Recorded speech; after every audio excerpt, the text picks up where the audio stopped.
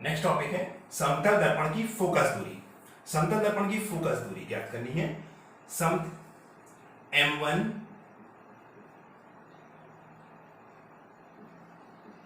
M2 ये एक समतल दर्पण है। Z1 ये मुख्य अक्ष हो गई, ये दर्पण का ध्रुव हो गया। यहां पर एक बिंदु वस्तु O है, इससे एक प्रकाश किरण दर्पण के बिंदु A पर आपतित होती है और परावर्तन के पश्चात AC दिशा में मुड़ जाती है। A पर एक अभिलंब AN खींचा। अब हम एक प्रकाश किरण समतल दर्पण पर परपेंडिकुलर पड़ती है, जो कि परावर्तन के पश्चात उसी पथ पर वापस लौट आती। इस किरण को अगर हम पीछे की ओर बढ़ाएं तो ये बिंदु I पर मिलती हुई प्रतीत होती है। यहीं पर दर्पण के सामने रखी बिंदु वस्तु का प्रतिबिंब प्राप्त होता है। तो OP क्या है? दर्पण से वस्तु की दूरी। तो दर्पण से वस्तु की दूरी क्या होगी? क्योंकि ये प्रकाश के चलने की दिशा के विपरीत दिशा में हम दूरी ले रहे हैं, तो क्या हो जाएगी? ये ऋणात्मक हो जाएगी। OP is -U। U क्या है? दर्पण के ध्रुव से बिंदु वस्तु की दूरी। PI दर्पण के ध्रुव से क्या है? दर्पण के ध्रुव से बिंदु वस्तु के प्रतिबिंब की दूरी। तो ये क्या है? हम प्रकाश की चाल जिस दिशा में गति कर रहे हैं, यानी प्रकाश किरण जिस दिशा में जा रही है, हम उस दिशा में दूरी ले रहे हैं, तो ये क्या हो जाएगी? दूरी धनात्मक हो जाएगी। PI = V। अब दर्पण की फोकस दूरी ज्ञात करने के लिए सूत्र होता है 1/f = 1/u + 1/v। इसका डेरिवेशन हम लोग आगे नेक्स्ट वीडियो में इसका हम डिस्कशन करेंगे। यहां पर हम इस फार्मूले का यूज कर रहे हैं 1/f = 1/u + 1/v, जहां पर f दर्पण की फोकस दूरी, u दर्पण से वस्तु की दूरी, v क्या है? दर्पण से प्रतिबिंब की दूरी है। अब हम यहां पर इसका हम वैल्यू पुट करते हैं 1/f = 1/-u + 1/v। ये हो जाएगा -1/u + 1/v। समतल दर्पण के लिए दर्पण के ध्रुव से वस्तु की दूरी दर्पण के ध्रुव से प्रतिबिंब की दूरी के बराबर होती है। PO = PI यानी V = UK। यहाँ पे -1/u + 1/u, ये हो जाएगा 1/f = 0। F क्या हो गया? अनंत। अतः समतल दर्पण की फोकस दूरी क्या होती है? अनंत होती है। समतल दर्पण की फोकस दूरी अनंत होती है। अब हम समतल दर्पण की वक्रता त्रिज्या ज्ञात करेंगे।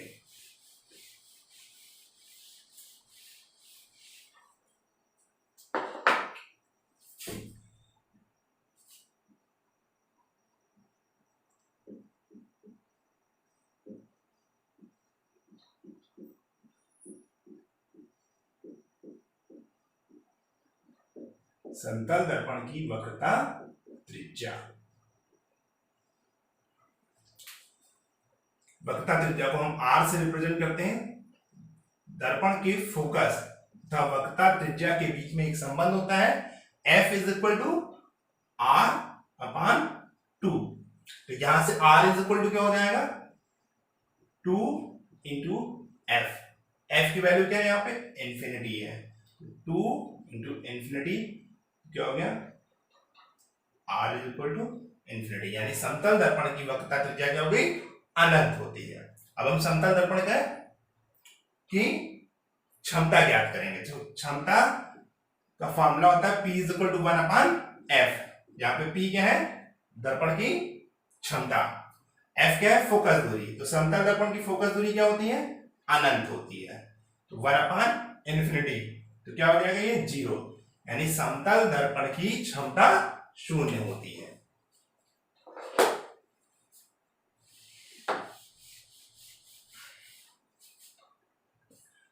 नेक्स्ट टॉपिक है आपका समतल दर्पण का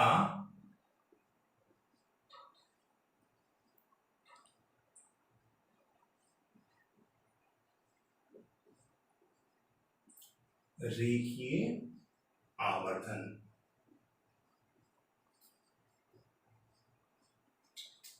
समतल दर्पण का रेखीय आवर्धन, रेखीय आवर्धन को हम m से प्रदर्शित करते हैं। m is equal to I upon O, जहां m क्या है, रेखीय आवर्धन। तो रेखीय आवर्धन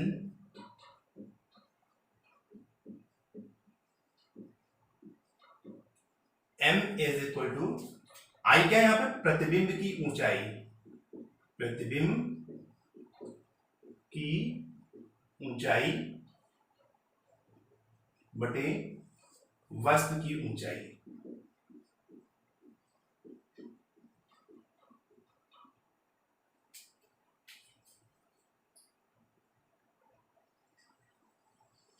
माना m1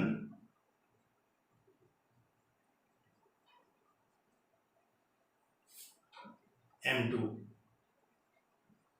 एक समतल दर्पण है, Z1 ये मुख्य अक्ष है, P दर्पण का ध्रुव है। मान लिया एक वस्तु है A B जो दर्पण के सामने रखी है, इससे एक प्रकाश किरण मुख्य अक्ष के समांतर चल रही है जो दर्पण पर लंबवत पड़ती है, तो परावर्तन के पश्चात ये उसी पथ पर वापस लौट आएगी। एक प्रकाश किरण यहां से चलती है, वो दर्पण के ध्रुव पर पड़ती है और वो परावर्तन के पश्चात उसी माध्यम में आपतन कोण के बराबर कोण बनाती हुई वापस लौट आती है। ये कोण I, ये कोण हो गया R। अब इस रेखा A S को अगर हम पीछे की ओर बढ़ाएं तथा रेखा PK, परावर्तित किरण PK को अगर हम पीछे की ओर बढ़ाएं तो पीछे की ओर बढ़ाएं तो ये A डैश पर मिलती हुई प्रतीत होती है। यहीं पर वस्तु का प्रतिबिंब A डैश B डैश प्राप्त होता है। एंगल ये कोण और ये कोण आपस में बराबर होंगे क्योंकि ये शीर्षाभिमुख कोण है। अब हम यहां पर दो त्रिभुज ले रहे हैं, A B P तथा P A dash B dash. अब यहां पे हमें मालूम है angle I is equal to angle R के, क्योंकि आपतन कोण बराबर परावर्तन कोण, इसलिए angle A P B, angle A P B, A P B is equal to angle A dash P B dash और angle A B P, angle A B P is equal to angle A dash B dash P, each 90 degree. PB is equal to PB dash के, PB is equal to PB dash, क्योंकि ये क्या है, PB क्या है, दर्पण से वस्तु की दूरी और PB डैश क्या है, दर्पण से प्रतिबिंब की दूरी।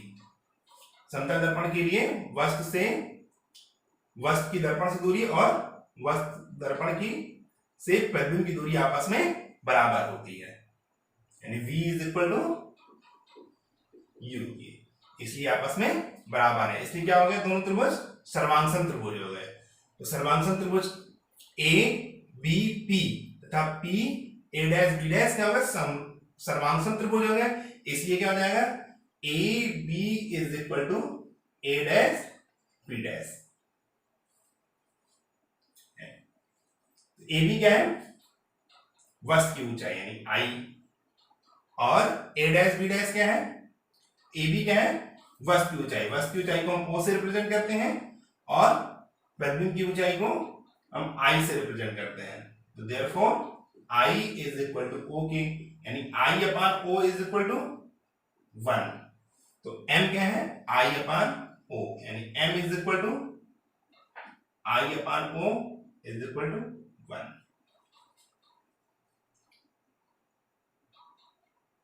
अब ये दोनों त्रिभुज यानी त्रिभुज ए बी पी तथा त्रिभुज P A dash B dash, ये एक समरूप त्रिभुज भी है, समरूप त्रिभुज है। ये कोण 90 degree, I is equal to R, इसलिए क्या होगा, ये दोनों त्रिभुज समरूप त्रिभुज जाएंगे। समरूप त्रिभुज की प्रॉपर्टी होती है उनकी संगत भुजाओं का अनुपात आपस में बराबर होता है, यानी A dash B dash upon A B is equal to P B dash upon P B. A dash B dash क्या है, I upon O is equal to P B dash क्या है, दर्पण से प्रतिबिंब की दूरी यानी v, और दर्पण से पीबी क्या है, दर्पण से वस्तु की दूरी यानी माइनस यू। आई अपान हो क्या है m, m is equal to v upon minus U, ये हो जाएगा minus U upon U is equal to 1, यानी m is equal to 1 since v is equal to minus u, इसलिए क्या रिजल्ट आया, समतल दर्पण का रेखीय आवर्धन 1 होता है +1।